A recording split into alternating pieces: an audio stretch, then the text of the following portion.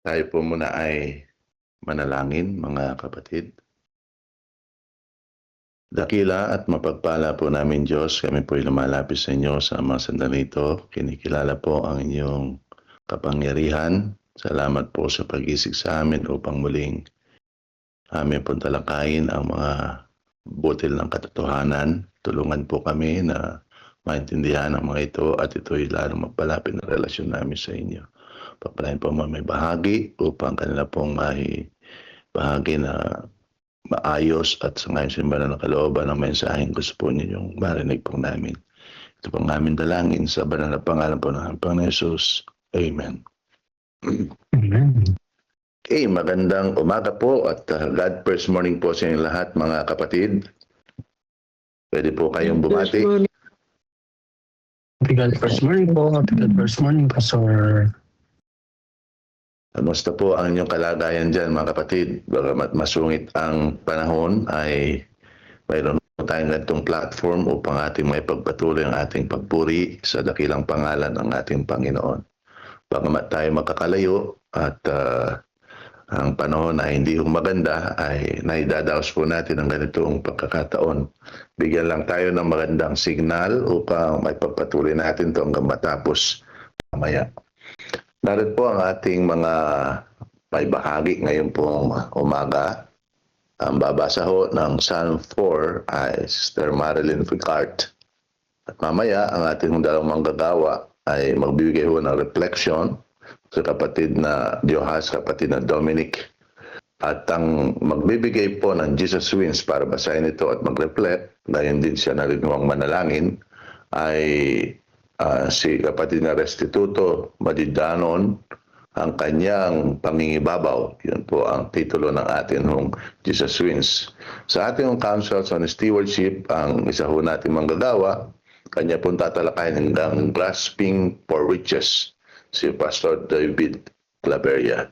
At mamaya po para ho sa ating Acts, pangunahan ho tayo ng dalawang manggagawang binanggit ko po kanina para ho sa adoration and confession, si kapatid na Joas Panganiban, at bibigay ho ng Thanksgiving supplication, ito po si Pastor Dominic Carpintero. Then ang closing prayer po at benediction, ibibigay po ni Pastor David Claveria.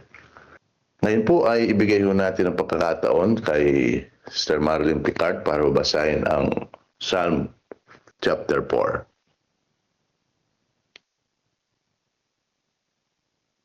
Happy God first morning, mga kapatid.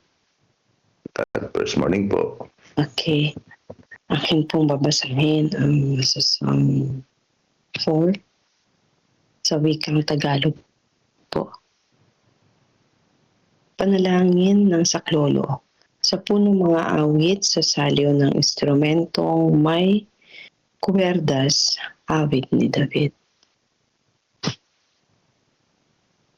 Sagutin mo ako kapag tumawag ako. O Diyos, na tagapagtanggol ko. Binibigyan mo ako ng silid ng ako'y nasa kagipitan. Maawa ka sa akin at dalangin ko'y iyong pakinggan. O tao, hanggang kailan magdaranas ng kahihiyan ang aking karangalan? Gaano katagal mo iibigin ang mga salitang walang kabuluhan at hahanapin ang kabulaanan? Ngunit alamin ninyo na ibinukod ng Panginoon para sa kanyang sarili ang banal.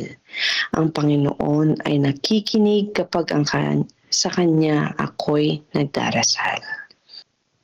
Magalit ka, subalit huwag kang magkakasala.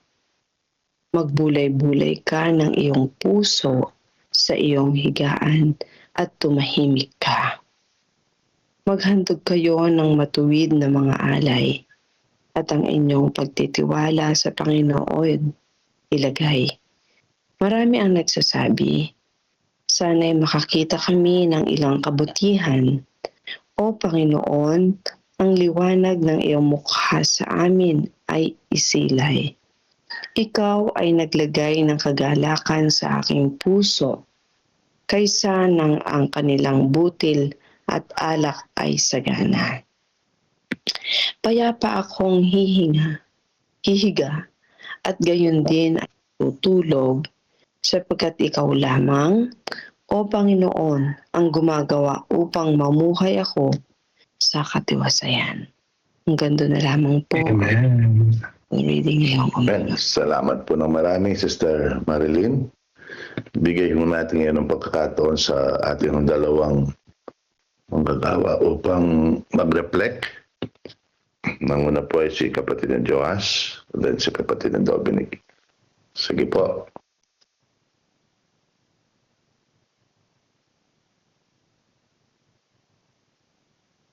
Nandyan po ba?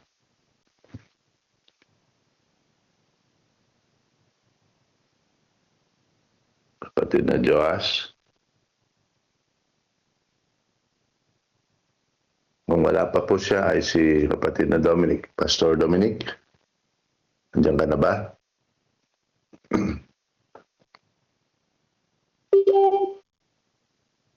God first morning po mga kapatid. Salamat. Yan po. First morning. First morning po. Napaganda po nitong nitong binasa po ng ating kapatid ang Psalms chapter 4.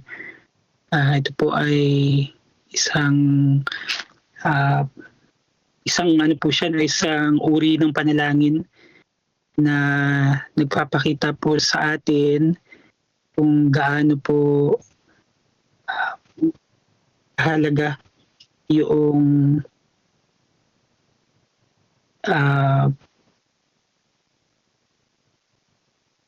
na maalala po natin yung kapayapaan at ang pagkakaroon ng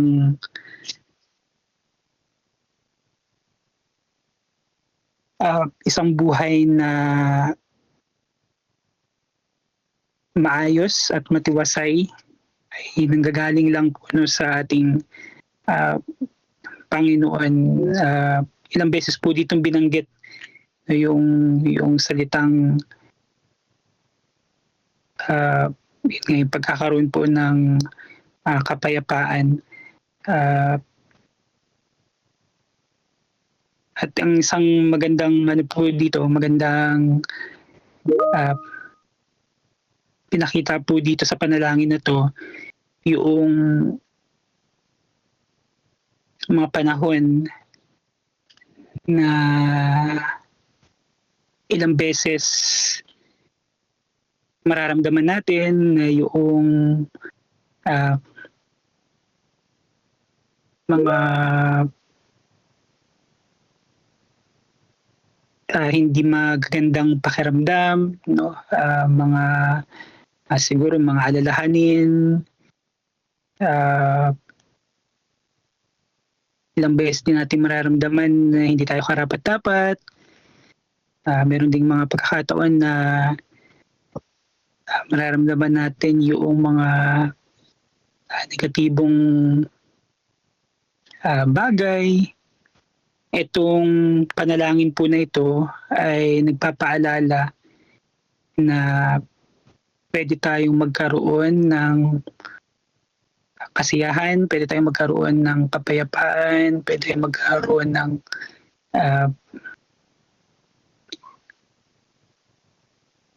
yun nga, ng kapayapaan, kasiyahan, dahil ang Panginoon ay nasa atin.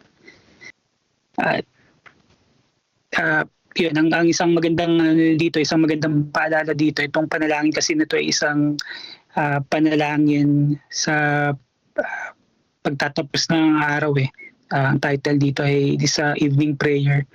So ito ay pagpapaalala na sa pagkalipas ng araw na makita natin na yung maraming mga bagay, maraming mga karanasan, and then we come to the point na lahat nung naranasan sa buong araw na yun ay yung Panginoon ay naging tapat sa atin, hindi tayo pinabayaan at lagi nandyan para sa atin. I think itong panalangin na ito, dahil nga napakaikli lang, pero punong-puno siya ng mga pangako, punong-puno ng magagandang paalala. Yung lahat ng verses nito ay it speaks for itself, so hindi na talaga kailangan ng mas malalim na paliwanag. Yun, sa akin ito ay nagpapaalala na dahil nga evening prayer siya, nagpapaalala ito na kapag tayo ay nasa pagkabagabag, tayo ay nasa isang hindi kaaya-ayang mga pakiramdam, sa pagkatapos ng buong araw ng ating pagpapagal, ng ating mga pinagdaanan, ang Panginoon ay nandyan para tayo ay sakluluhan, para tayo ay bigyan ng kapayapaan. So, I think yun lang po, Pastor.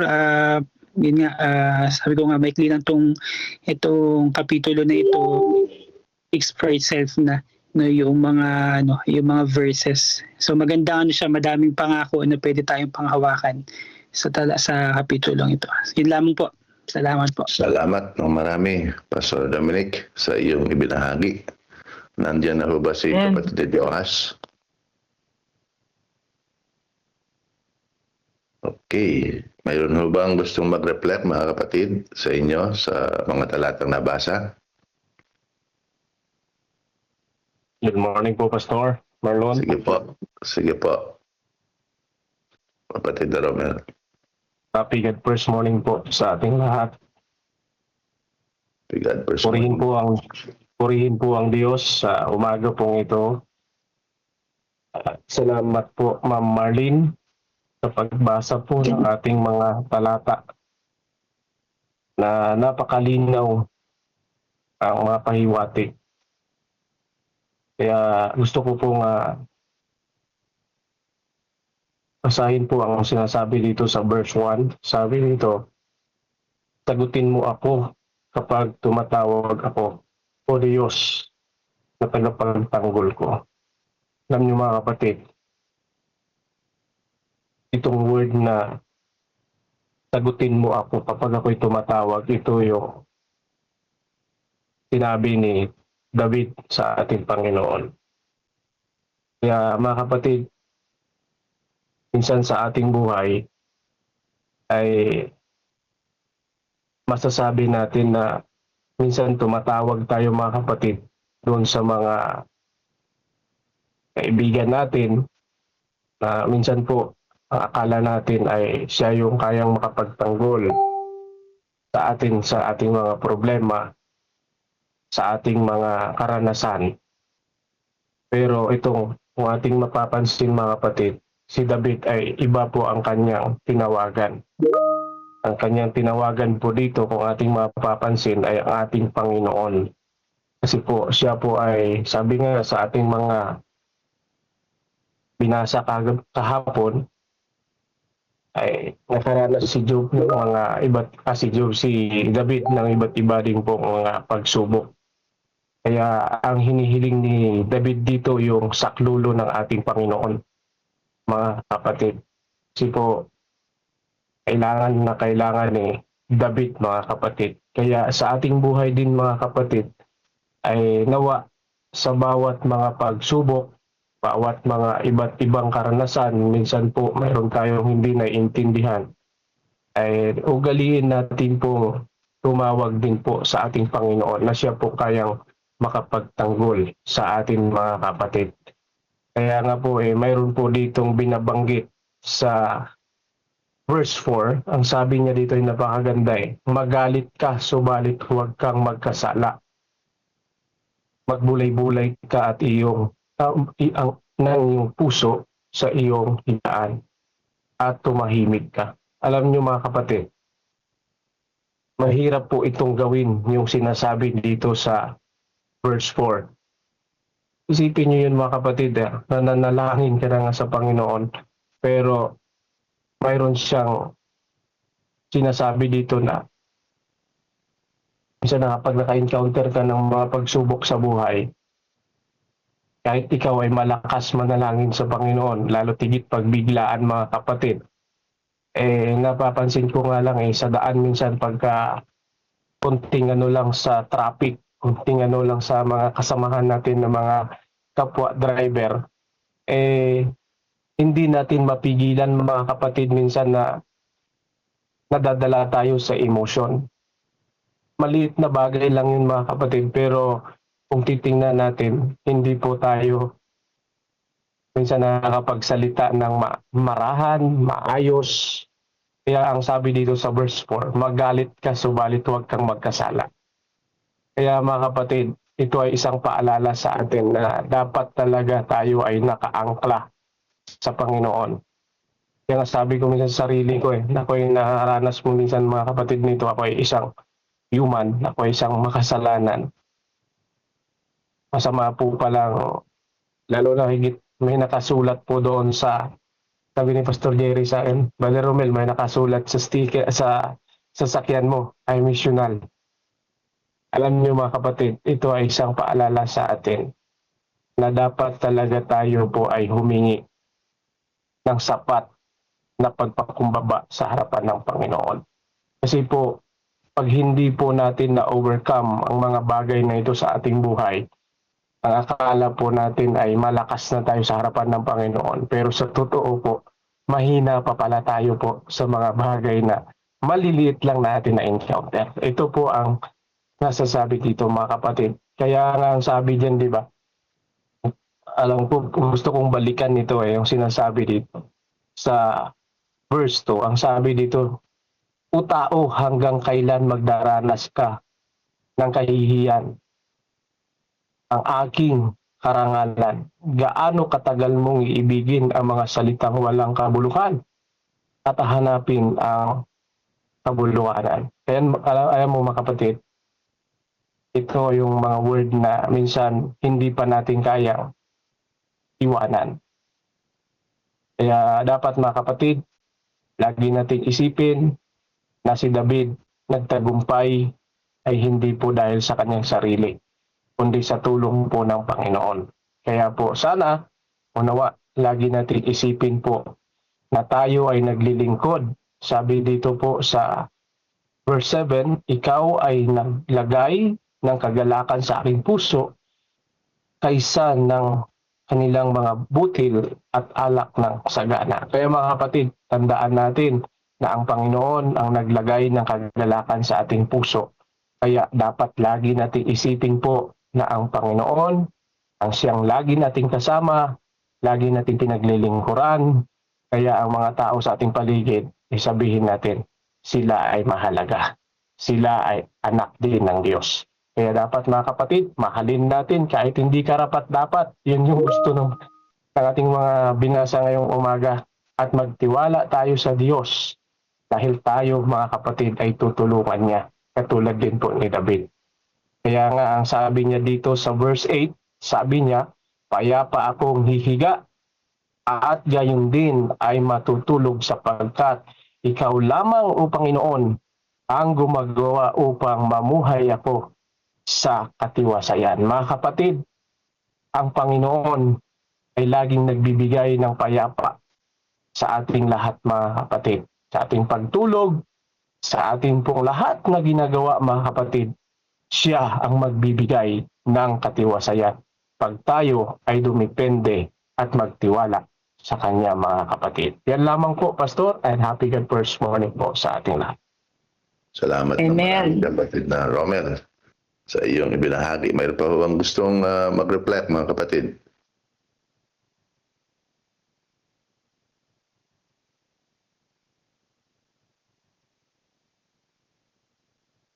Okay, ito pong... Pastor Marlon, ay, sige.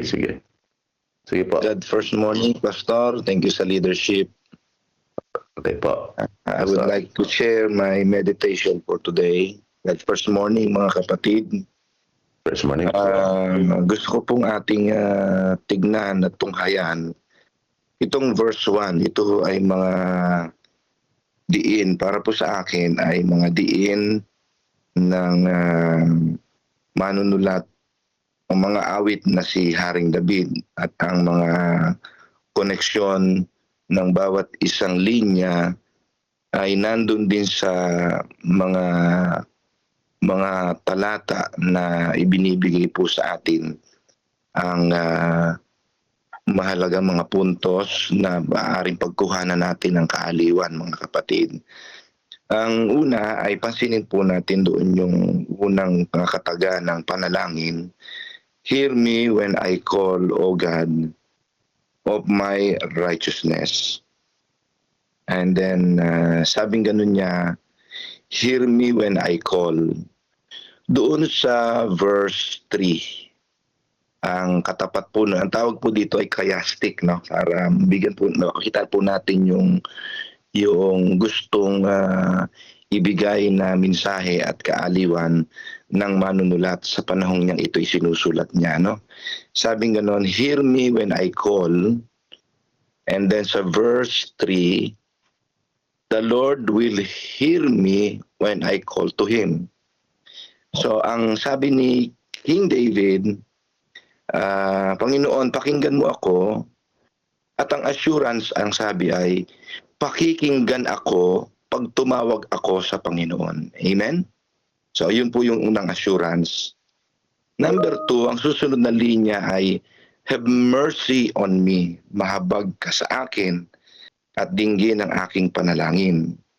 Doon po sa verse 1 po yun.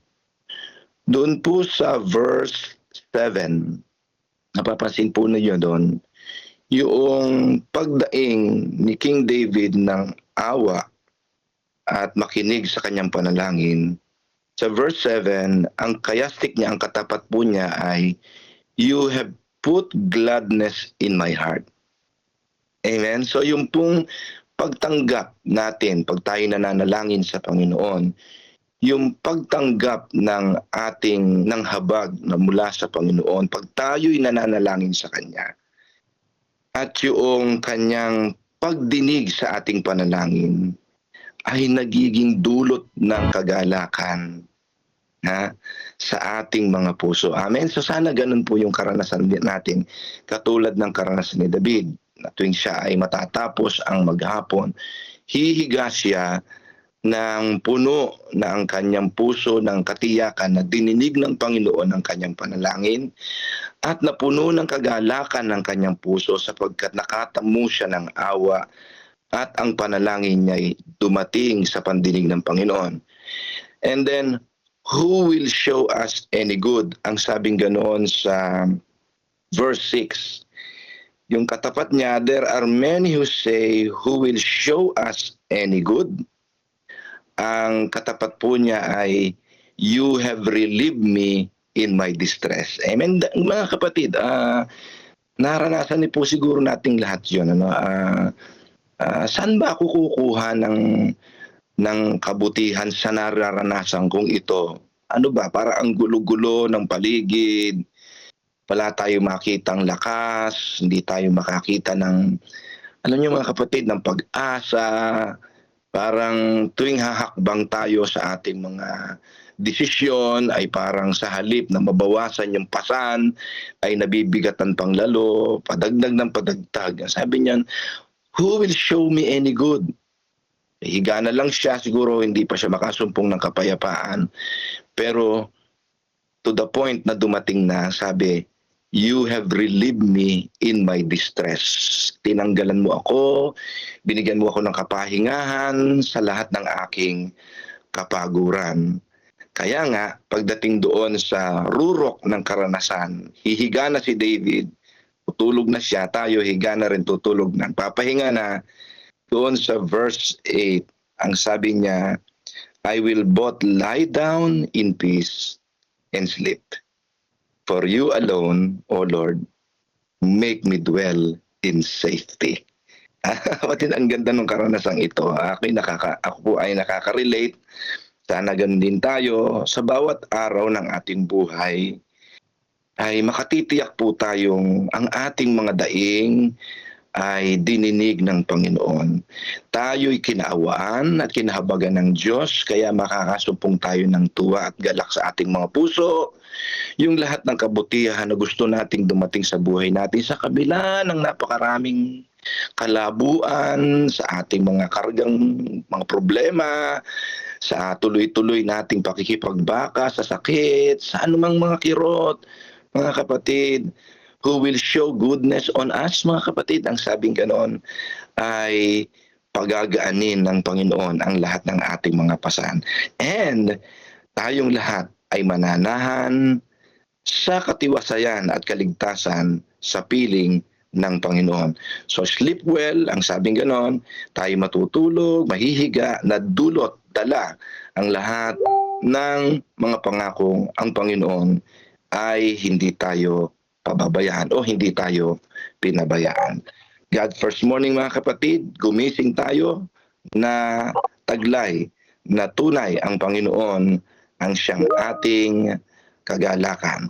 Dininig niya ang ating panalangin, binigyan niya ng tuwa ang ating mga puso, gumising tayo na magaan ang ating pakiramdam dahil sinamahan tayo ng Diyos sa buong mangdabag ng kapahingahan. God bless you. God first morning. Peace be with you. Shalom. Salamat po ng maraming Amen. sa napagandang mga puntos na inyo pong ibinahagi. Lalo pong naging maliwanag ang Kapitulo 4 ng Salmo. Talagang mahalaga po na maunawaan po natin na ang atin hong safety ay walang iba na makapagbibigay sa atin kung hindi ang ating Panginoon. Sapagkat kapag tulog po natin sa gabi, ay we are defenseless. Hindi ho natin alam kung ano mangyayari sa magdamag. Pero kagaya po ng karanasan ni David, kanya pong ibinigay ang kanyang buhay sa kanyang pagtulog, ay matutulog siyang payapa kasi alam niya nasa kamay siya ng Panginoon. Ngayon po ay ibigay ho natin ang panalangin sa panguna po ni Sister Marilyn At pagkatapos isunod na po natin yung Jesus Wins. Tayo po'y manalangin. Diyos naming makapangyarihan lahat, kami lubos at taos-pusong nagpupuri sa inyo sa napakagandang kaliwanagan na inyong ipinagkaloob sa amin sa umagang ito. Patawad sa mga pagkakataong nagkakaroon kami ng sleepless night sa aming buhay, sapagkat hindi namin nakikita kung paano nyo inaalok ang kapayapaan sa aming buhay. Salamat sa mensaheng ito na lubusan naming nakita na sa inyo lamang kami magkakaroon ng higit na kapahingahan, katiwasayan sa kabila ng aming maghapong battle sa gawain na inyong iniatas sa amin. Salamat sapagkat inyo kaming binigyan ng pag-asa na kami magkakaroon ng higit na kapayapaan at katawasayan sa panahon ng aming pagpapahinga. Aming hiling at dalangin na wag naming malilimutan ang inyong pangakong ito sa amin sa araw-araw, sapagkat nais ninyo na kami ay laging mamamahinga sa inyong piling. Salamat po sa Holy Spirit and Holy Angels na lagi niyo pong ipinagkakalab sa amin sa araw-araw. Ang lahat ng ito po ay aming samot dalangin sa pangalan ni Jesus. Amen. Amen. Thank you very much po, Sister Amen. Marlene. Okay, ngayon po ay dadako tayo sa Jesus Wins. Ang kanyang pangingibabaw, bigay po natin kay kapatid na Restituto. Sige po.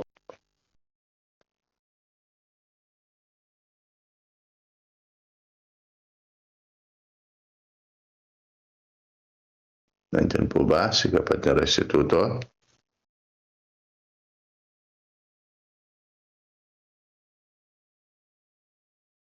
Kung wala, mayroon po bang gusto mag-volunteer? Sige po, Pastor. Basahin natin. Sige po.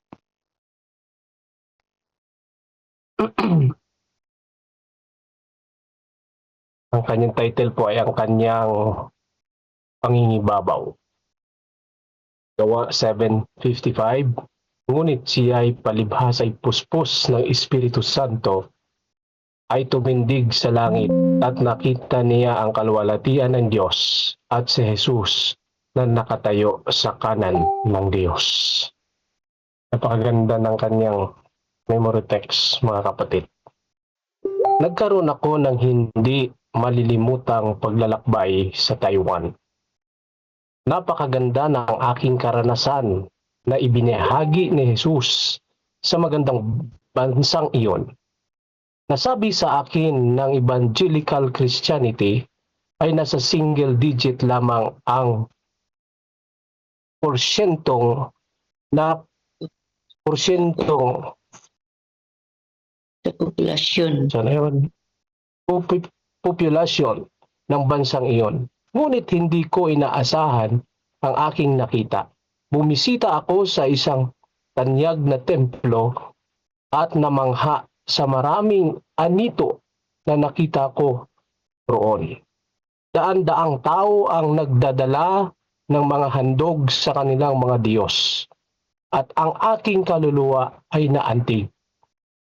Ang ilan sa mga Diyos na ito ay mukhang galit na galit kahit na may mga pulang mukha na nag-iiwan ng matinding epekto sa akin. Pwede po pataas konti po.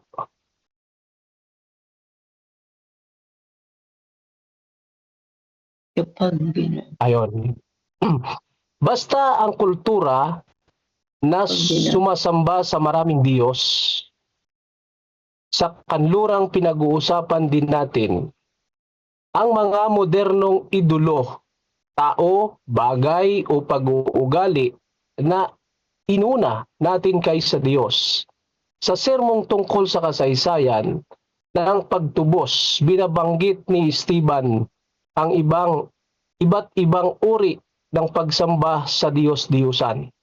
Tinukoy niya ang hindi pagtalima ng kanilang mga ninuno na gumawa sila ng mga araw na iyon sa isang guya at naghandog ng alay sa Diyos-Diyusan at nagsaya sa mga gawa ng kanilang mga kamay.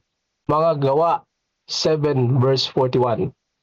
Ngunit pagkatapos, itinuro niya kung paano sa kabila ng pagiging relihiyoso, patuloy silang nagiging mapagsamba sa Diyos-Diyosan sa pamamagitan ng pagtanggi sa Diyos na matuwid. Kayo'y matitigas ang ulo at hindi tuli ang puso. Mga tainga kayo'y laging sumasalungat sa Espiritu Santo. Kung ano ang ginagawa ng inyong mga ninuno, kanilang pinatay ang mga nagpahayag noon unang tungkol sa pagdinig ng matuwid. At ngayon, kayo'y naging kanyang mga tagapagkanulo at mamamatay tao. Talatang 51, verse 52. Purihin po. Meron pa po? Ayun, meron pa pala.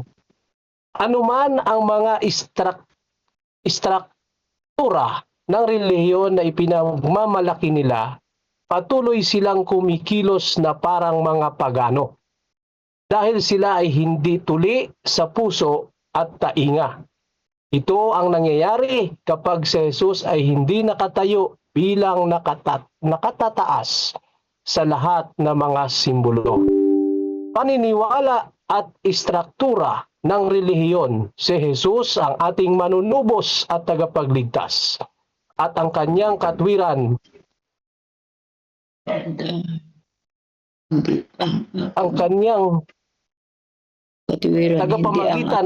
tagapamagitan at ang kanyang katwiran ang tanging dahilan kung bakit tayo maliligtas. Tinakpan ng mga tagapakinig ni Esteban ang kanilang mga tainga ayon sa talata 57. Puspos ng banal na Espiritu, nakita ni Esteban si Jesus na nakatayo sa kanang kamay ng Diyos bilang pagtanggap at kumpormasyon ng kanyang mensahe. Talatang 55. Nawa, pahalagahan natin ang pabalang ito. Si Jesus ay nangingibabaw sa lahat ng bagay. Purihin po ang Diyos sa umagang ito. Meron po bang gustong mag-reflect? Mga kapatid, bibigay ko na sa inyo yung reflection.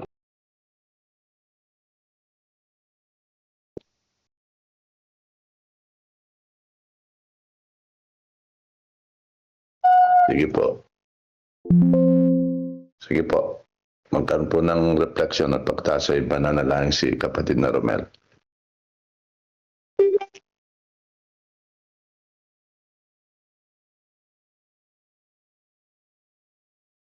Wala.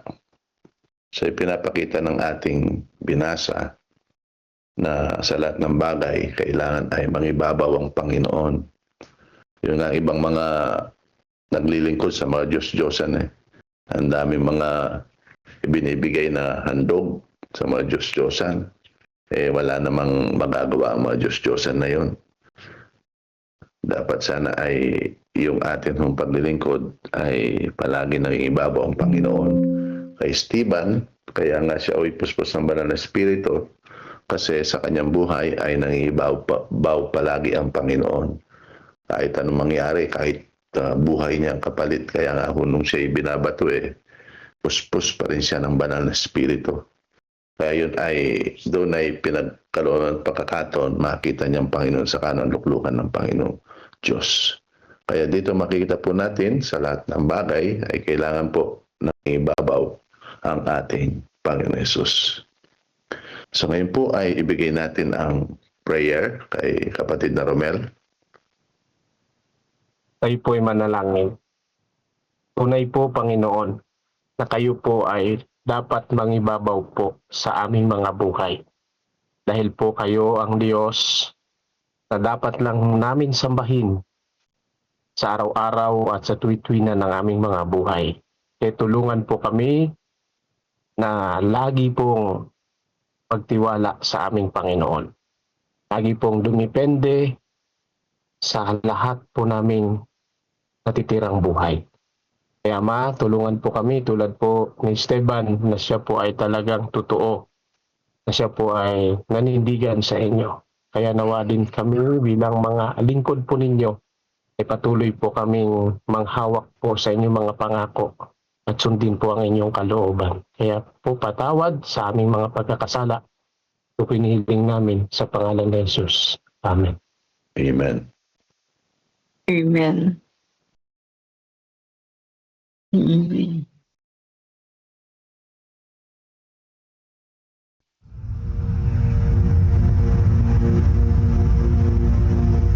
Pagkatapos bumalik ni Jesus sa langit, naiwan sa kanyang mga alagad ang dakilang tungkulin na dalhin ang ebanghelyo sa buong mundo. Puspos ng banal na espiritu, ang mga lalaki at babaeng ito ay buong tapang at kapangyarihan na ipinangaral ang mensaheng kanilang natanggap at abutin ang lahat ng sulok ng mundo. Ngunit hindi ito nangyari nang walang matinding pagtutol. Una mula sa mga Hudyo at pagkatapos mula sa pamahalaang Romano. Maraming Kristiyano ang nanatiling tapat hanggang kamatayan. Tiniis ang pagpapahirap at kahihiyan sa harap ng mga masayang manood sa Circus Maximus at Colosseum sa Roma at sa buong imperyo. Gayunpaman, ang dugo ng mga martir ay naglatag ng daan para lalo pang lumaganap ang ebanghelyo. Pagkalipas ng mga taon ng pag-uusig ng mga emperador ng Roma, isang emperador na nagngangalang Constantine ang nagpahayag ng kanyang pagtalima sa Kristyanismo noong 312 AD. Naging tanyag ang Kristyanismo, ngunit kasabay nito ay pumasok din sa simbahan ang maraming paganong kaugalian at simbolo, lalo na sa Roma. Ang obispo ng Roma ay unti-unting nagkaroon ng higit na kapangyarihan at autoridad at nagsimulang tutulan at usigin ang mga taong kumikilala kay Jesus lamang bilang ulo ng iglesia at tumatanggap sa Biblia lamang bilang pinakamataas na pamantayan ng katotohanan. Upang makatakas sa lumalalang pag-uusig, ang tunay na bayan ng Diyos ay umatras patungo sa mga liblib na lugar ng Europa. Sa hilagang Italia, ang mga Waldenses ay nagtago sa mga kabundukan. Marami ang pinatay ngunit patuloy na nagningning ang liwanag sa kadiliman sapagkat ang Diyos ay nananatiling may kontrol. Siya ay nagbangon ng mga lalaking tulad ni Wycliffe, Hus, Tyndale, Luther, Calvin at Zwingli upang tumindig para sa katotohanan. Ipinaglaban nila ang Biblia lamang, pananampalataya lamang, at si Kristo lamang. Noong 1798, sa katuparan ng propesiya sa aklat ni Daniel, ang kapangyarihang panrelihiyon at pangpolitika ng simbahang Romano ay pansamantalang nabawasan nang alisin ni General Berthier si Pope Pius VI sa kanyang trono.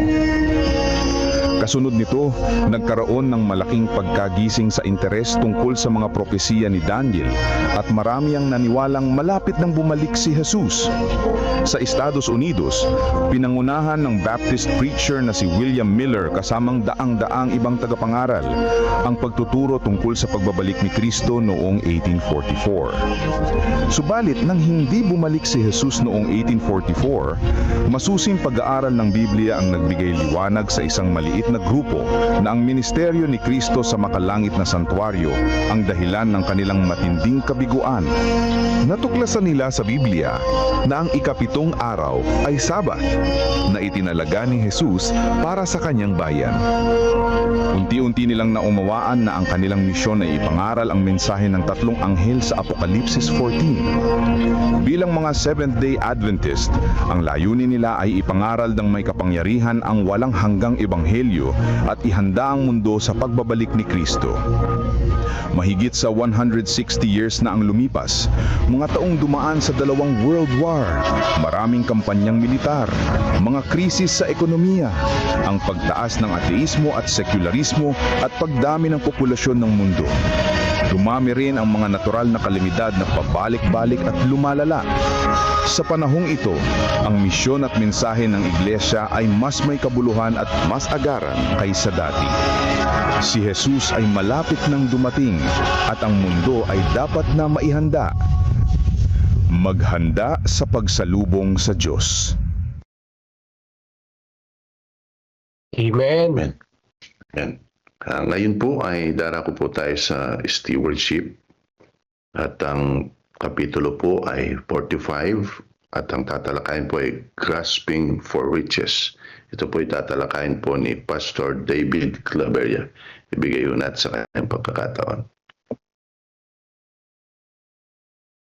Okay po, good morning po sa ating lahat mga kapatid. God first morning po. Sa ating pong pagsimula ay nais ko po mag-share ng aking screen. Pwede po ba ako makapag-share po ng screen?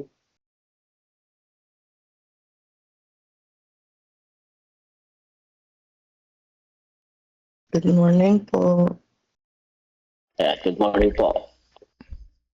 Alright, sige po, ito na po. Share screen.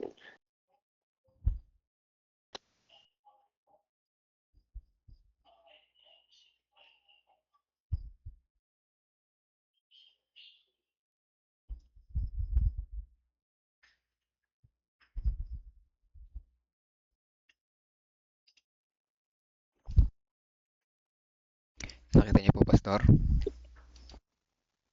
Ayan. Okay na po ba mga kapatid na ano na po? Opo, Wala kanina pa. pa po. Ito po.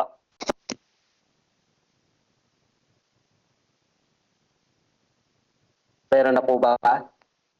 Wala Opo, Pastor, kanina pa. Wala pa po yung screen po. Wala pa yung screen mo. Yung Wala. presentation mo, wala pa. Ayan. Ito po. Nandiyan na po ba? Wala pa po. Wala pa. Okay.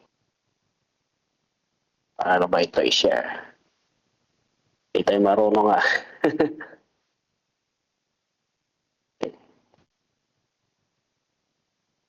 Doon sa taas, Pastor, yata yung share. Share. Alright. Ito. Share screen. Alright. Hindi ko masyadong nakapag-share din yung screen ako dati. Hindi na ma-share ngayon.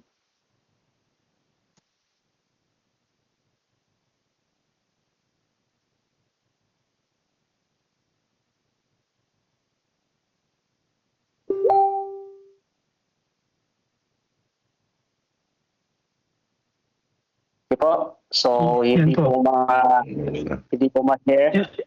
Yan po, Pastor. Nakikita po yung ano po ninyo, teams po ninyo. Okay, sige.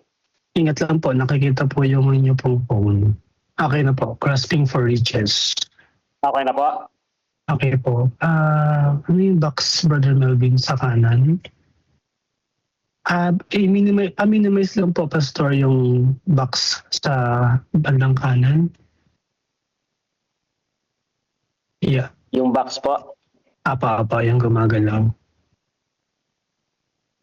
Para po mawala yun. Yan. Nasa screen po kasi siya eh. Baka po pwedeng paano ba? X. Okay na po. Okay na po. Pastor, may nakaharang kasi sa screen eh. Yung tawag dito. Yung active talker. Pag tinapat niyo yung mouse niyo dyan, may X sa taas. I-close, i-X niyo po. Ba't di nawala? Messenger.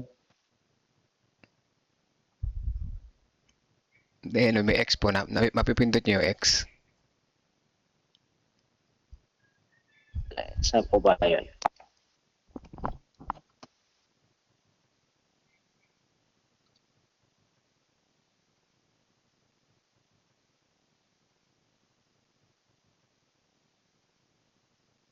pa rin. Okay na po ba? Ganun pa rin? Sige po, okay Sige. na rin yan. Ay, kung ayaw po mawala, pwede na yan. Okay na ba? Sige mga kapatid. Tayo po ay pagpatuloy po. Sige. Ang ating pong pag-aralan po ngayong umaga po ay meron pong tema na grasping for riches.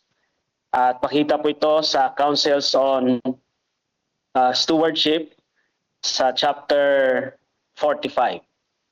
Ayan po. Tinignan ko po yung meaning nito sa Google at ganoon din po sa Webster kung ano po ang ibig sabihin ng grasping o sa pagka-Tagalog po ay pagsakmal sa kayamanan. Sabi po mga kapatid ay grasping ibig sabihin ay pagiging sakim o sobrang sabik na makuha ang pera at material na bagay. No? So being greedy, no, pagiging sakim upang makuha lamang po ang isang bagay or material na posesyon po, mga kapatid.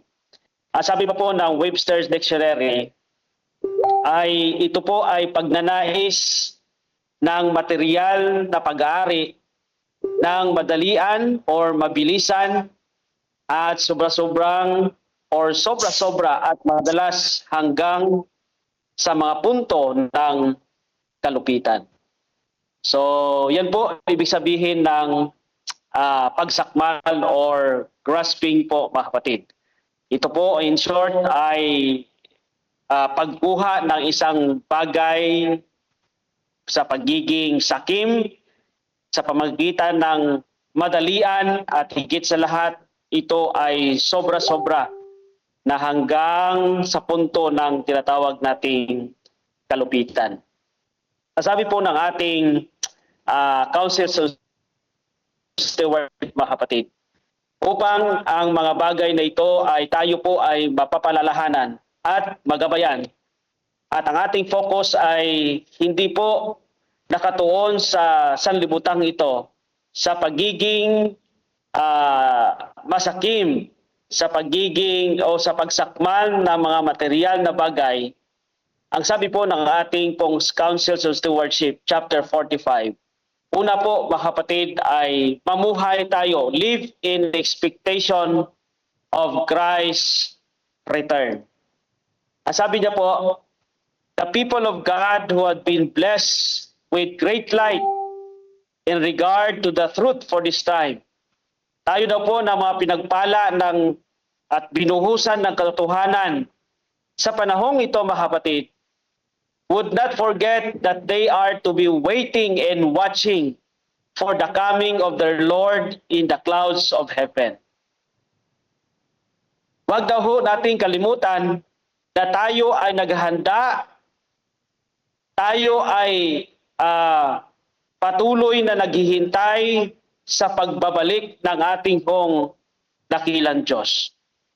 Lalahanin po natin, mga kapatid, at ang pangako ng banal na kasulatan ng Diyos natin ayon sa banal na kasulatan, mga kapatid, na ang Diyos natin ay malapit na pong bumalik.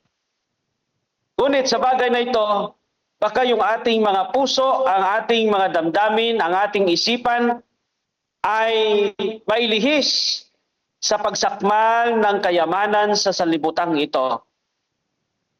Maaari ang ating puso ay nakatuon sa sanlibutan ito, mga kapatid, upang ang ating puso at damdamin, mga kapatid, ay hindi po mailihis. Alalahanin natin araw-araw, alalahanin natin na ang pagbabalik ng Panginoon Diyos ay maaari sa araw na ito.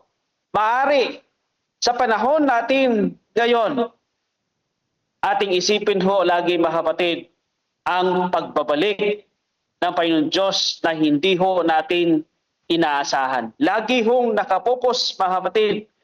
Lagi nating isipin na sa araw na ito, ang pagbabalik po ng ating Panginoon Diyos ay maaari sa oras na ito o sa araw na ito, mga kapatid. We would not forget na tayo ho ay nag-aantay sa malapit na pagbabalik ng ating hong dakilang Diyos. Sabi po, mga kapatid, we are commanded to watch because we do not know the exact time. Hindi po natin batid ang oras.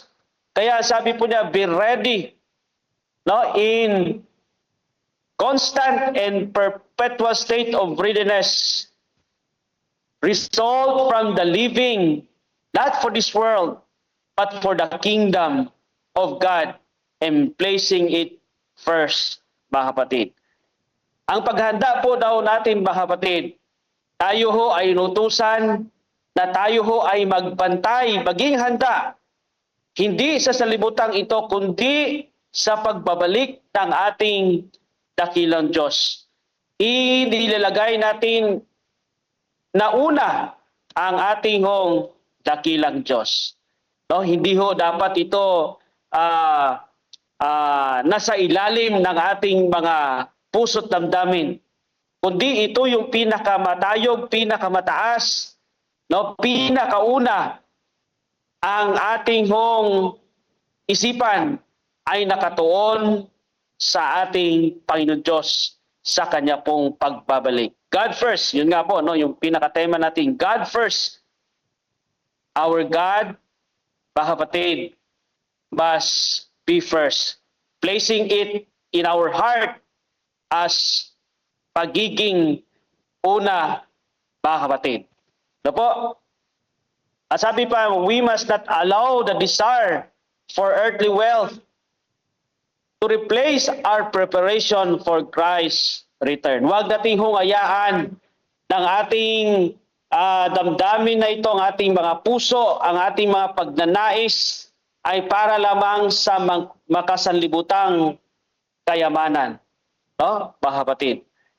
Huwag nating hayaan na ito po ay maging daan, pailihis ang ating pong paghahanda sa pagbabalik ng ating hong dakilang Diyos, mga kapatid.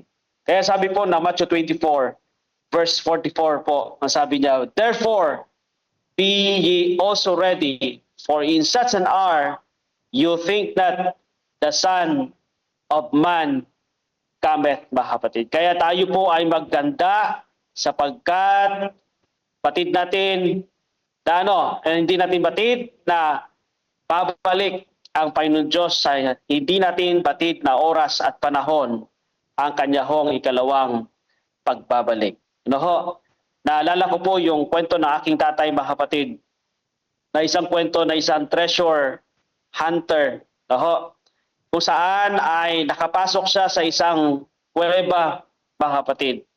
Sapagkat madilim ang kuweba, mga kapatid, at delikado sa kanyang paghahanap ng treasure.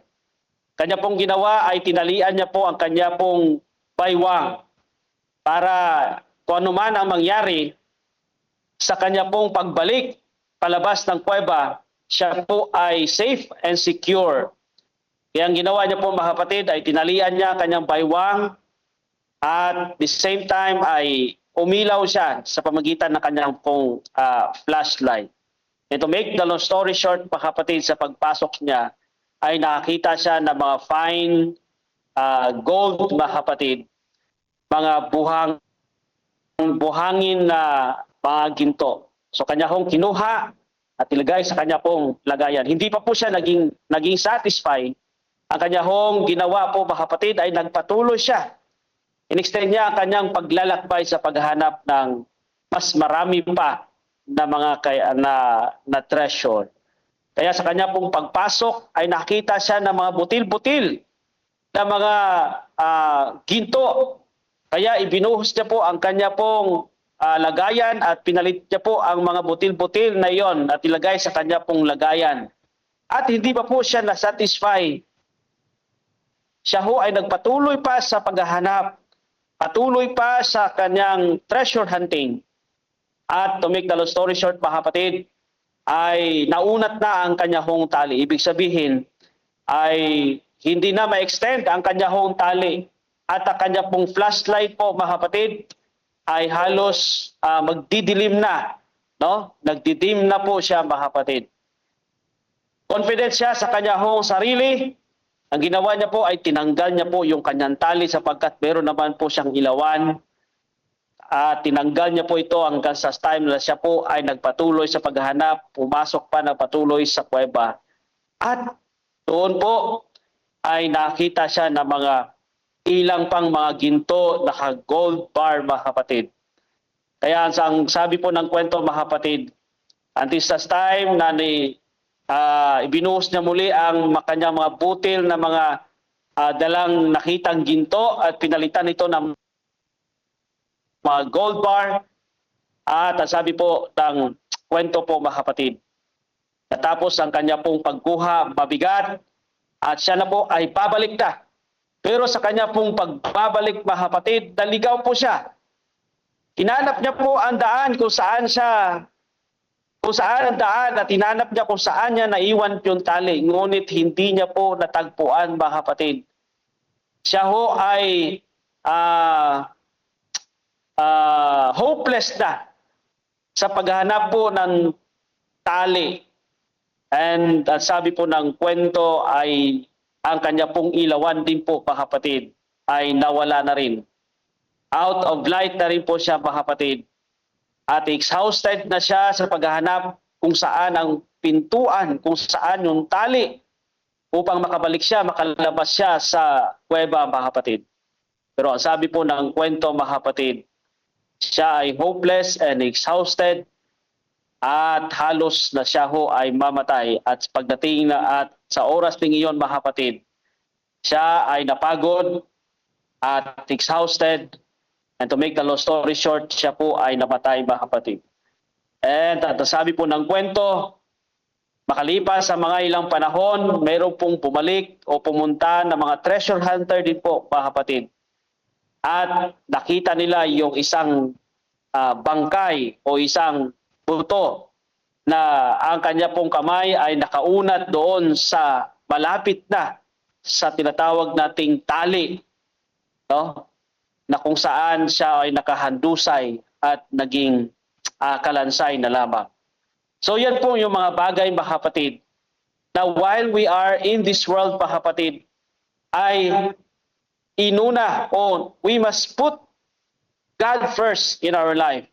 Baka yung ating mga puso at damdamin ay nakatuon sa mga bagay na makasalibutan, sa pagiging sakim, sa mga possession na meron tayo, sa ating pag-grasp, sa ating pong pagsakmal ng mga material na bagay na ito, mga kapatid. So live in expectation of Christ coming, mga kapatid. Number 2, do not make earthly wealth as our idol. Huwag nating gawin ang makalupang material na bagay na ito bilang isa nating mga idolo, mga kapatid. Let that man set up his idols of gold or silver or lands and give service his heart to the world and to its interest. Huwag nating hayaan ang ating pong mga puso na ito ay nakatuon lamang po sa ating pong mga ginto, sa ating mga silver, sa ating mga lupain, at ibigay natin ang ating puso sa sanlibutang ito at sa mga meron pa sa sanlibutang ito, mga kapatid. Huwag nating hayaan na ang ating mga puso ay mailigaw ng mga bagay na ito. One of the strongest warning in the passage is against allowing gold or silver or land or possession and financial interest to take the place of God. Baka ito po yung kukuha ng ating mga puso, kukuha ng ating panahon, kukuha ng ating instead na mauna ang ating pong dakilang Diyos, mga kapatid. Baka ito yung papalit sa ating mga puso ang makasalibutang bagay na ito, mga kapatid. Tandaan natin na we must put God first, it must be, no? Na ang ating Panginoon Diyos ang siyang una na ilagay natin sa una ang ating hong dakilang Diyos, mga kapatid. The danger, mga kapatid, sa mga material na bagay na ito na meron tayo sa ating pagsakmal ng mga bagay na ito. The danger is when possession owns our heart. Kung ang mga tinatangkilik natin na ito ay ito na yun po yung nakapossession na sa ating mga puso, na matakpan na ang ating pong isipan at puso. No? Ang ating Panginoon Diyos ay nasa huli na ng ating pong mga puso at isipan, mga kapatid. Kaya sabi po na Matthew 6 verse 19 and 21, lay not up yourself treasures upon earth. Huwag tayong mag-imbak ng ating mga kayamanan sa lupang ito, where moth and rust that corrupt, and where thieves break through and steal, but lay up for yourselves treasures in heaven, where neither moth nor rust do not corrupt, and where thieves do not break to steal. Huwag tayong mag-imbak, mga kapatid, ng ating kayamanan sa lupang ito.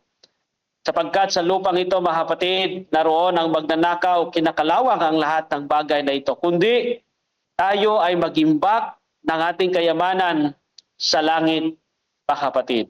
Ang ating pong puso't isipan, mga kapatid, ay inilagay natin sa ating pong dakilang Diyos. Ang misyon ng ating dakilang Diyos, mga kapatid. At tanungin natin yung ating sarili, mga kapatid. Does my money serve God? Ito bang ating kapirahan, ang aking pera ito po ba ay magiging instrumento sa paglilingkod sa ating Panginoon Diyos? Are my possession tools for ministry or idols of our heart? Ito bang ating tinatangkilik ay magiging instrumento sa ministeryo? Or ito ay magiging idols ng ating hong mga puso, mga kapatid? At panghuli, mga kapatid, let us protect our heart from temptation of greed. Ang sabi po ng ating libro, mga kapatid, sa Counsels on Stewardship, chapter 45, ang pagnanais na pumasok sa pakipagsapalaran sa pagbili ng mga lote sa syudad at sa mga bayan o anumang may pangako na biglaan at malakihang pakinabang ay umaabot na sa kasidian at ang isip at paggawa ay inuukol sa pagkamali ng kayamanan sa pinakamadali at pinakamaiksing paraan. Sabi po, mga kapatid, sa ganitong hangarin ay nagbubukas ang puso sa mga tukso ng kaaway. Ang mga tuksong ito, kapag dumating, ay tunay na kakit-akit na mayroong nasisilo nito. So, ang mga bagay na ito, mga kapatid, katulad po ng ating pong pinag-aralan, grasping for riches, ang pagsakmal sa mga bagay na ito, mga kapatid, ng madalian ay nagbubukas ito sa ating mga puso ng tukso. At kapag dumating ay tunay na kakit-akit at maaari tayong masisilo dito, mga kapatid. Kaya sa bagay na ito, mga kapatid, ang sabi po ng Lucas 12 verse 15, sinabi niya sa kanila lahat, mag-ingat kayo sa lahat ng uri ng kasakiman, sapagkat ang buhay ng tao ay wala sa dami ng kanyang kayamanan. Pinalahanan tayo ng ating dakilang Diyos, mga kapatid, na mag-ingat tayo sa lahat ng uri ng kasakiman. Mari ito ang magiging instrumento na may lihis ang ating puso. Hindi natin mailagay ang ating Panginoon Diyos sa una, mga kapatid. Sapagkat ang buhay natin, mga kapatid, ay wala sa mga bagay na ito, kundi nakasalalay lamang sa ating hong dakilang Diyos. Sabi po, mga kapatid, when earthly gain becomes your highest goal, we risk of losing sight of our heavenly calling. No? Kung ang makasabutang bagay na ito ay siyang inuuna natin Siya yung ating pinaka una sa ating puso. We risk of losing sight of our heavenly calling. But when God remains first, ngunit kung ang Diyos ay siyang una, put God first, our possession become tools for His glory. No? Ang lahat ng ating pagmayari ay siya magiging instrumento sa kalwalatian ng ating Panginoon Diyos. So tandaan ho natin mga kapatid na we must put God first above all these things. No? Unahin natin una ang ating hong dakilang Diyos mga kapatid. Ang sabi po ng Kawikaan 28 verse 22, for where your treasure is, kung nasaan ang inyong kayamanan, there will your heart be also. Naroon din po ang ating mga puso. Kaya ang tanong sa umagang ito mga kapatid, nasaan ho ang ating mga puso? Where is your heart? And who has our heart? Sino po ang nagmamayari ng ating mga puso? Ito po yung nais ko pong iwan po sa atin mga kapatid, na ating pong pagbulay-bulayan ang tanong na ito. Where is your heart? Nasaan ang ating mga puso? And who has our heart, mga kapatid? Sino ang nagmamayari ng ating puso? Pagpalain po tayo ng ating dakilang Diyos sa umagang ito. At patuloy na tayo po ay gabayan. At palagi nating unahin, put God first sa ating damdamin, sa ating puso, sa ating paglilingkod, sa lahat ng bagay na ating paggawa sa harapan po ng ating dakilang Diyos. God first morning po sa ating pong lahat mga kapatid. Amen. Amen. Po. Thank you po, Pastor. Amen.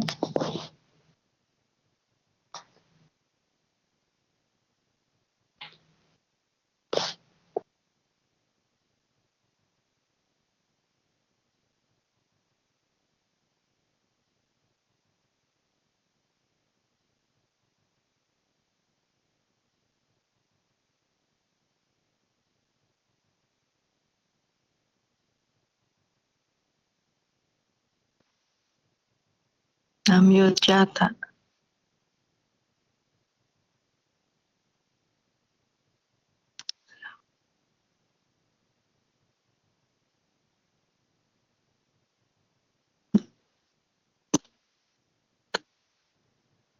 Na-mute.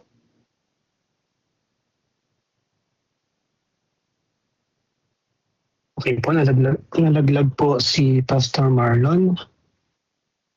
Sige po tayo. Maraming salamat po Pastor David Claveria sa message Grasping for Riches.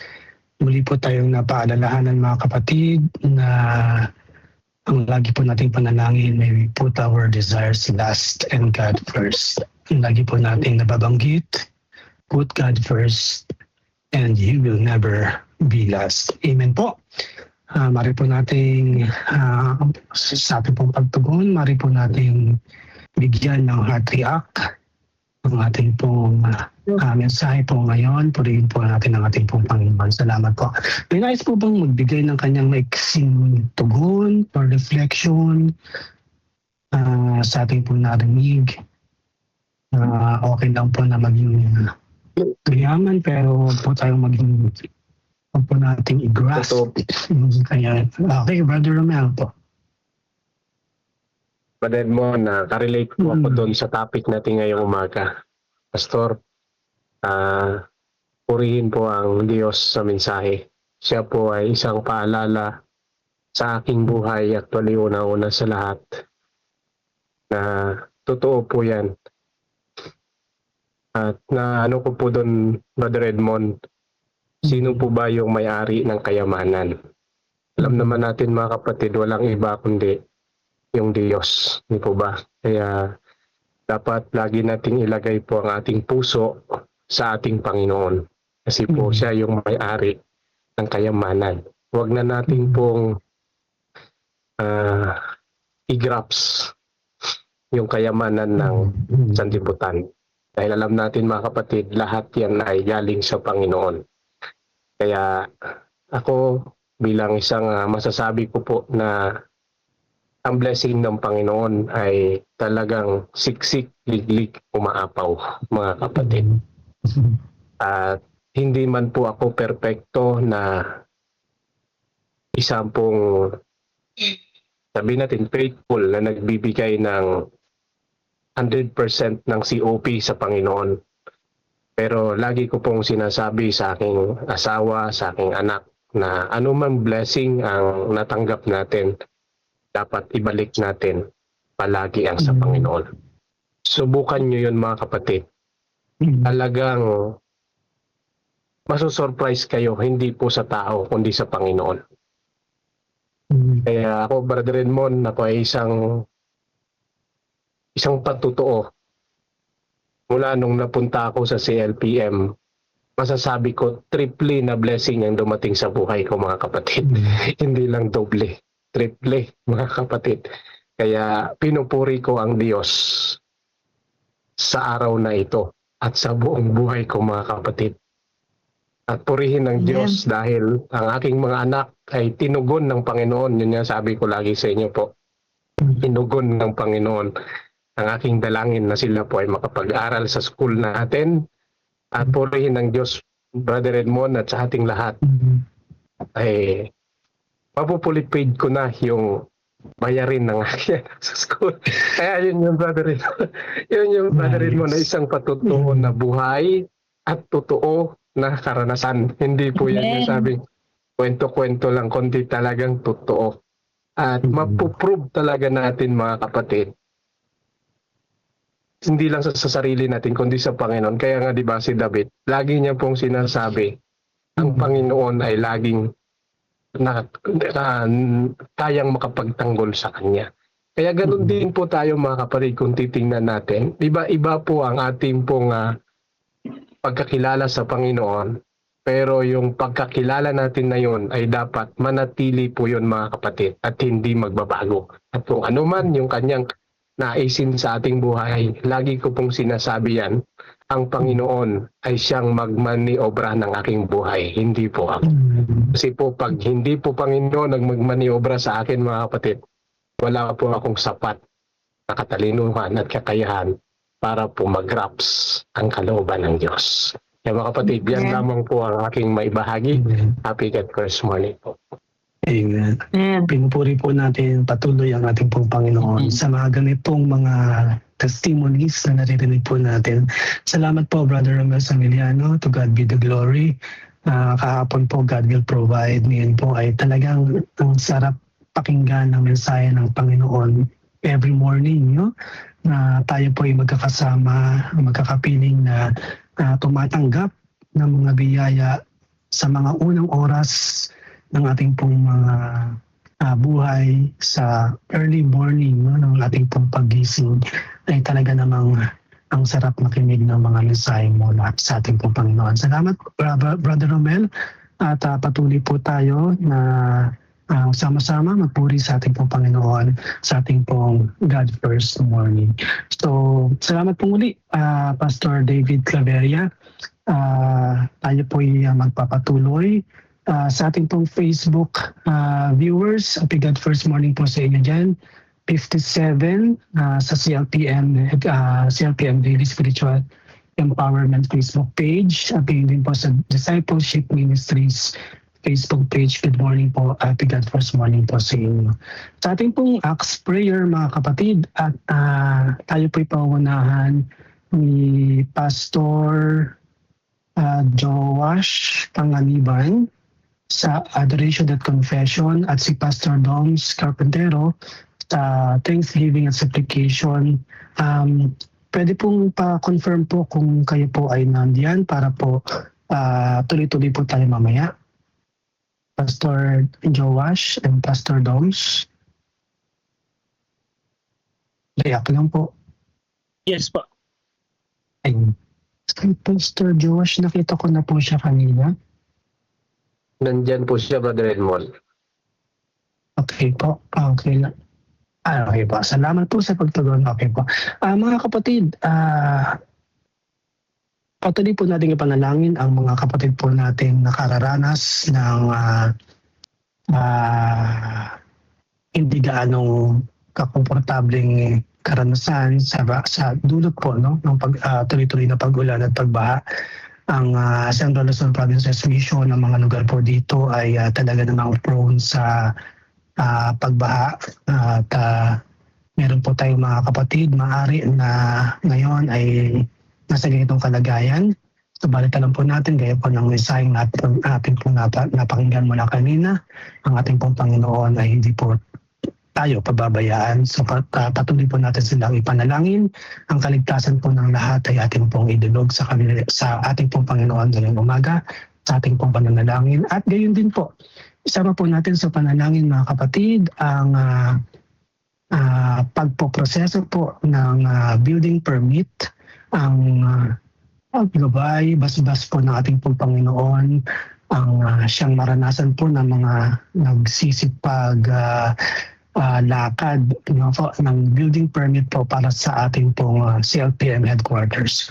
Isama po natin yan sa ating pong mga personal prayers, prayer time, at patuloy po natin ipanalangin ang ating pong CLPM headquarters project, Every Family a Builder. Sa ating pong Acts prayer sa pagsisimula po ay ating pong itong simulan sa ating pong silent prayer. Magkaroon po tayo ng ilang minuto, ilang sandali na manalangin ng tahimik. At sa paghina po ng background music, papasok po si Pastor Joash Manganiban upang pangunahan po tayo sa adoration at confession.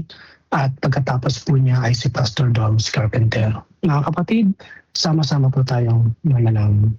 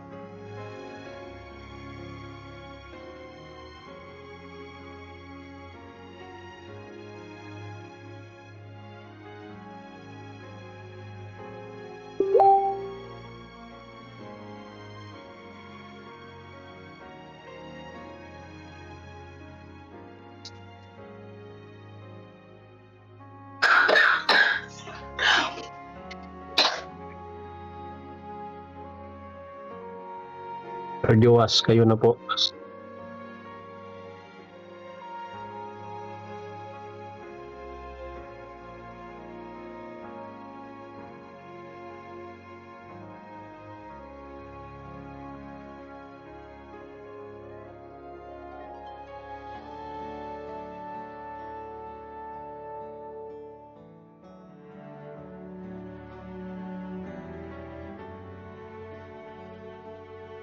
May problema po ata yung kanyang signal. Nag-message po kung naririnig siya. Eh, hindi po naman. Tayo po'y manalangin mga kapatid. Dakila at Diyos na may-ari ng buong San Sinukob. Amin po kayong pinupuri. Amin po kayong pinaparangalan sa umagang ito. Tunay po na kayo ay napakabuti sa bawat isa sa amin po ngayong umaga. Kami po ay nakadama ng inyo pong pakikisama. Tunay na pagkalinga ang amin pong naranasan. Kaya po ang lahat ng ito, amin pong ibinabalik ang lahat na papuri sa inyo pong pangalan. Dahil po kayo ay palagi na nagmamasid, lagi pong umaalalay sa aming pong mga buhay. Kaya po, amin pong kinikilala kayo na dakila sa lahat. ng bagay at may lalang sa sanlibutan ito. Kaya Ama, kung nasumpungan niyo po kami na nagkulang po at nagkasala, maaari po ba Ama na inyo kaming patawarin po, linisin po ang aming mga puso. Gawin kaming karapat-dapat sa kabila po ng aming mga kahinaan, mga pagkakamali, mga pag-iisip na hindi po kasang-ayon sa inyong kalooban. Tulungan nawa kami ng inyong Santong Espiritu na kami po ay maituwid at kami po ay maitama at kami po ay susunod sangayon po sa inyong kalooban. Kaya Ama, maraming salamat sa pagpatawad, sa pagdinig ng aming mga panalangin sa pangalan ni Jesus. Bilang pagpapatuloy po, Panginoon, amin pong tinataas po sa inyo ang amin pong mga pasasalamat sa araw-araw po na inyo pong pinagkakaloob po sa amin. Kami po ay nagkakalooban po ninyo ng buhay, ng pagkakataon, ng pribilehiyo para po hindi lang kami ay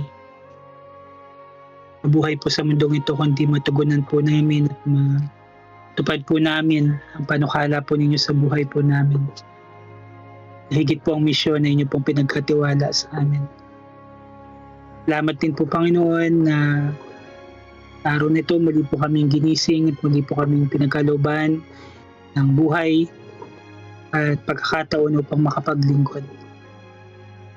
Salamat din po na sa mahabang mga araw na kami po ay nakaranas po ng mga pagulan ay unti-unti po itong tumigil at ngayon po ay humuhupad na po ang mga ilang baha sa ibang lugar. Ngayon, Panginoon, namin pong muli pa rin silang itinataas sa mga apektado po ng baha, ng nangyari pong tama ng panahon. Dalangin po namin na ang aming pong mga kababayan, ang aming pong mga kapatiran ay nasa mabuting kalagayan, Panginoon, at sila po ay makabangon mula po sa mga sakuna po na ito.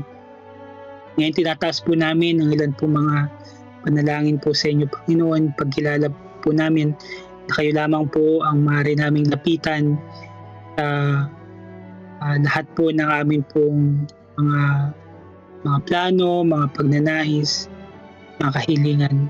Dalangin po namin na patuloy niyo pong pagkaloob po ang lakas, ang katalinuhan kay Pastor Marlon sa kanya pong pangunguna sa Area 5 at ang kanya pong buhay bilang isang ministro na nangunguna po sa mga iglesyang pinagkatiwala niyo po sa kanya. Dalangin ko rin po ang kanya pong pamilya ay niyo pong patuloy na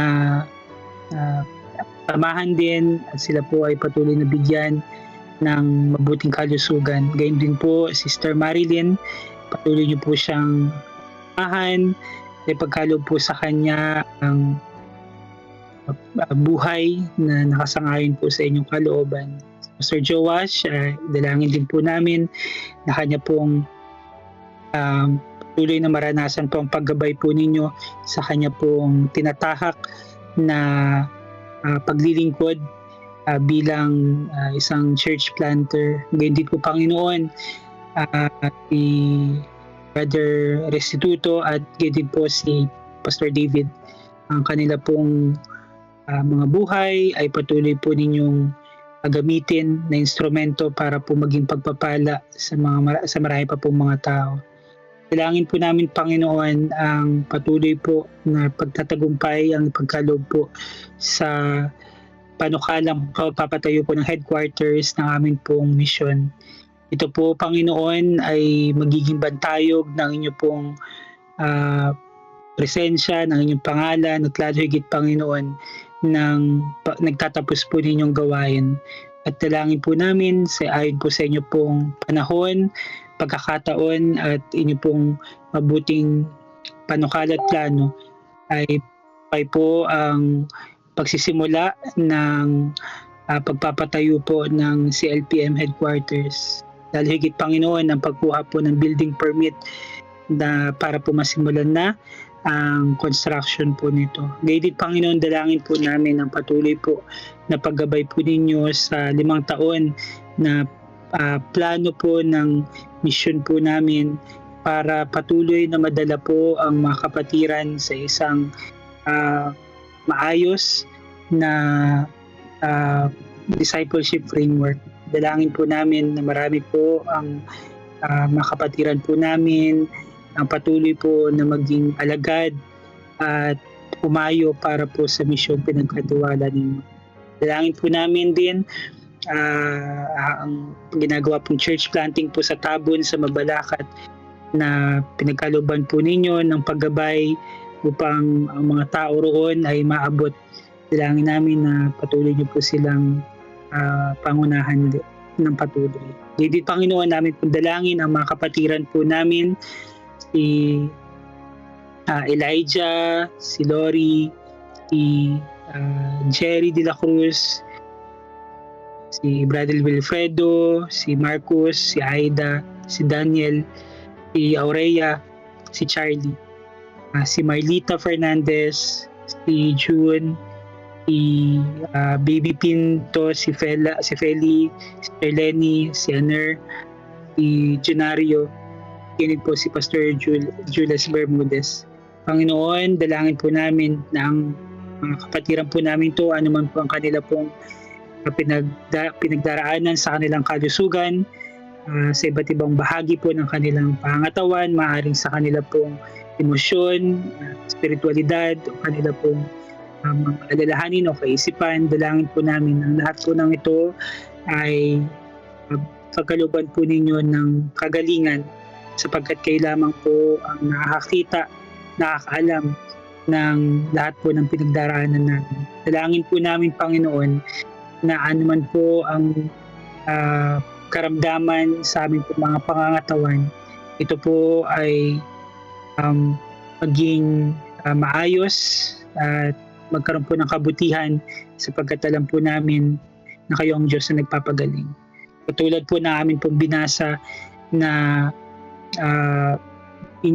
mula po sa Psalms chapter 4 na inyo po mga salita, dalangin po namin na ang kapayapaan po ang maranasan po namin, hindi lamang po sa pag-uumpisa po ng araw na ito, katulad po ng dalangin ni David sa amin po pagtatapos ng araw mamaya, ay naranasan po namin sa buong araw na ito ang kagalakan, kapayapaan at kasiguraduhan na kayo po ang kasama namin sa buong araw.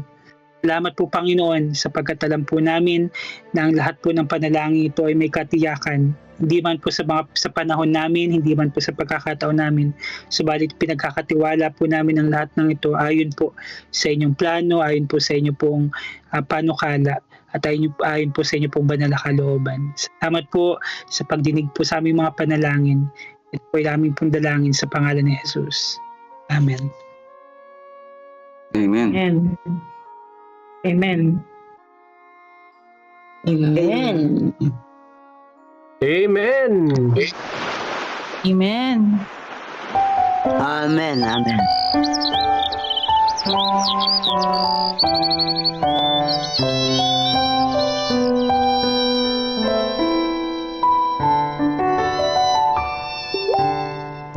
Kapag kay Kristo'y tayo'y magtatapat, sa lahat ng bagay ay magiging sapat. Sa bawat oras na may patnubay, tiyak nakakamtin, walang hanggang buhay. Ang Diyos ay nangako sa mga taong tapat, sa lahat ng bagay ay magiging sapat. Ating siyang purihin sa lahat ng oras, lawit ng pagwalhati, ating itaas.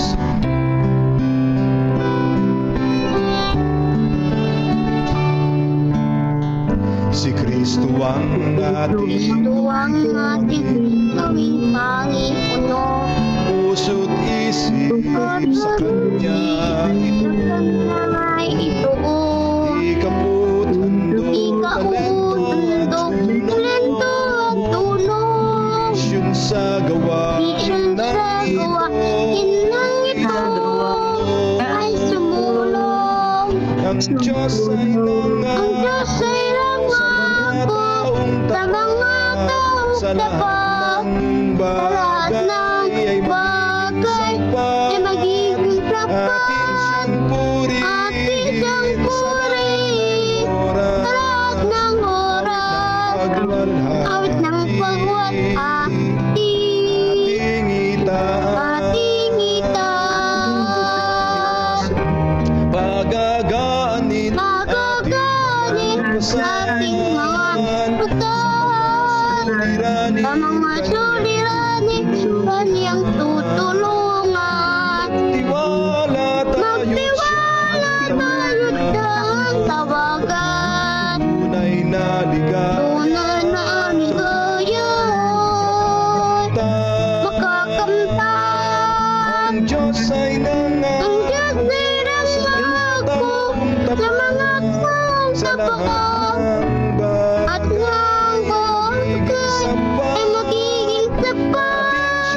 Atin siyang purihin sa lahat ng oras. Ang pagwalhati ating itaas tingitaas.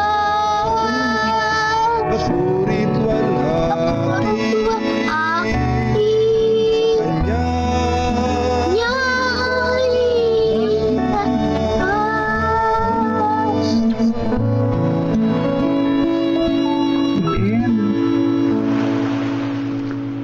Amen. Tayo po ay manalangin mga kapatid. Dakilang Diyos na makapangyarihan sa lahat, salamat po Panginoon sapagkat ang inyong pong kabutihan ay patuloy na sa amin. At salamat sa mga mensahe na inyong pong pinagkaloob ngayong umaga na patuloy na nagbigay sa amin ng kalakasan, ng inspiration, ng gabay, at higit sa lahat, Panginoon Diyos, na patuloy naming pagkilala sa aming Panginoon Diyos, na patuloy naming unahin at ilagay sa una ang aming dakilang Diyos. Salamat na patuloy naming ituon ang aming puso't isipan, Panginoon. Walang iba kundi sa aming Panginoon Diyos lamang, sa aming pong paglilingkod at patuloy na pamumuhay sa lupang ito. Patuloy, Panginoon Diyos, nawa ang inyong pong banal na Espiritu ay siyang manahan sa amin habang kami nag-aantay sa inyong ikalawang pagbabalik. Pagpalain po kami ngayong umaga sa pangalan ni Jesus. Amen. Amen. Amen. Amen. Pastor David, sa lahat po ng mga nakasama po natin ngayong umaga. Thank you po. Amen. Salamat po sa lahat, mga pastors. Morning, Sister. Bless everyone. God. Morning, Rel. Again. Morning sa lahat. Pastor Marlon. Pastor Marlon, ingat po kayo dyan. Brother Edmond. Good morning po sa lahat. Morning, Panganay. Hi. Si Gab pala to. Saan si Jairel? Pasok ba kayo, Jairel? Tulog pa po. Tulog pa yung panganay. Hello, Gab. Kumanta. Jairel out muna kanta. Buti naman po. Wala ko si Jairel yung kumakanta. Kala ko din eh. Medyo Gab po. mataas yung boses ni, Gab, Gab. ni Gab. Bass naman si Jairel. Si Ayos. Brother Edmond tenor. Mr. Jenny. Tenor. Tenor. Pati Archer. Tenorture. Brother Melvin, tulog siya. Dahil mo talaga alam, Brother Melvin. Johnny, mag-ingat Ari. ka. Wala pangating gigising niya, tutulog. Tinangay ng baso ni Brother Johnny. Hello. Morning po. Brother Morning po sa Sani mga Talusan kapatid. kaya. Good morning, Brother Sani Talusan. Kalusan Pastor Jerry, good morning po. Ingat po kayo. Brother Martes. Hey, hello. Si Gab na. Si Gab naman. Daryl ba o yung kuya niya? Sigap po yan, sigap. Yung bunso po. Si Gab. Opo. Morning, Maricar. Good morning po. Facebook viewers, good morning po sa inyo. Ingat po kayo dyan. Good morning po, Pastor Jerry. Morning po. Morning po sa inyong lahat. Dyan sa Facebook, magandang umaga din po sa inyo. Brother Melvin, di po ba kayo binabaha dyan? Ay, sa labas bumaba, sa loob hindi. Sa loob bumabaha ng pagpapala, sa labas tubig. Amen. Amen. Praise the Lord. Amen. Praise the Lord. Yes. Morning, Sister Net. Yes, yes. Morning, Sister Ingat po Net. tayo mga kapatid sa ating po mga kanya-kanyang gawain ngayong araw. God bless po sa inyo. May pasok. God be with us. God be with us. Okay, tingnan natin kung marunong magbilang si Gab. Okay, Gab, bilang tama na. po tayo. In 5, 4, 3, 2, 1. Bye-bye po mga kapatid. Bye-bye, Gab. Bye po. Bye-bye, Brother Romel. Bye po. Tayo yung sigaw.